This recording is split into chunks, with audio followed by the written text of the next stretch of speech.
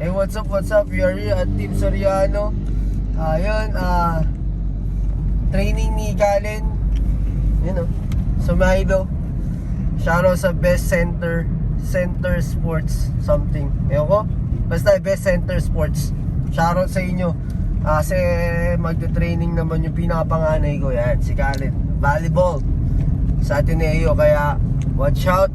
Papakita namin sa inyo yung mga ginagawa sa Milo, yung mga drills, mga sobrang sulit doon. Kasi katulad sa iba, para meron din siyang proper training ng volleyball. Kasi katulad ni Aki, bago ko siyang pinaglaro-laro sa liga, dapat malaman muna namin fundamentals.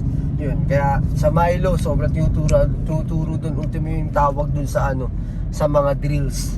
Kasi yun yung kailangan namin para magawa namin siya everyday. Kaya yun, kaya watch out, papakita namin sa inyo. Yung kamay ni Aki, kitang-kita sa camera. Let's out. Go, peace out, man. Peace out.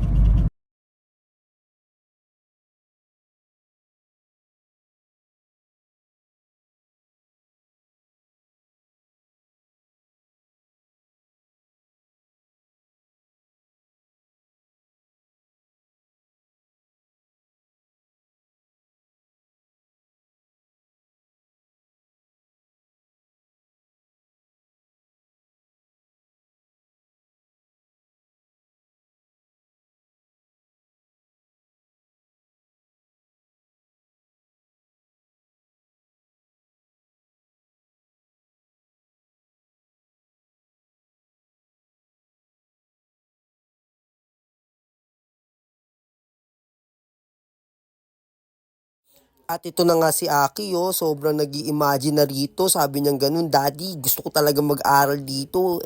Medyo mahal ang tuition fee, pero gagawa natin ng paraan yan. Ito sinabi niya. Dream ko yan. Dream ko rin to.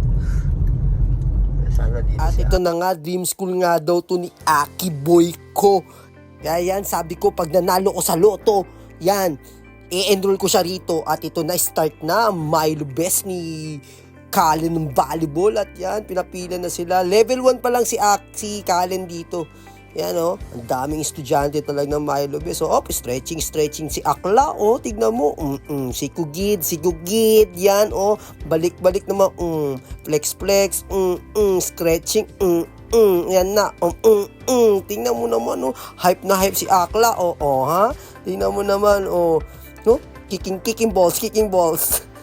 Yan, todong tuwan-tuwa siya dyan. Tapos yan, una nahihiya pa siya, pero nung tumagal-tagal na, nag-highness pa. Taray.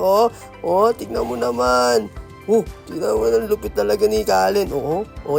Mine. Tignan mo naman. Karyoka tawag dyan Ewan ko ang tawag dyan, pero kami ni Aki, karyoka tawag namin dyan. Yan tignan mo naman. Step. Takbo si Akla. Tignan mo naman. Medyo bumibilis na si Akla. Taray. Tignan natin. Running dyan. Play up pa. Tignan mo naman. Pero medyo napapansin ko hindi rin basta-basta pala yung mga drills ng volleyball. Kasi wala naman ako alam sa volleyball Pero yun, nakita ko sobrang di pala siya biro. Parang basketball din, more in footworks, more in ganito, tapos kailangan tigasan yung kamay. Ito, yan, ginawa ko yan Ang hirap, kala ko napakadali. Tignan nyo lang yan tignan nyo Yung kamay nyo, dapat i-scoop nyo doon sa bola sa may ilalim na hindi umaangat. Tapos dahan-dahan nyo siyang dadalin na nakabend yung knees nyo. Sobrang hirap yun, nakagano mo.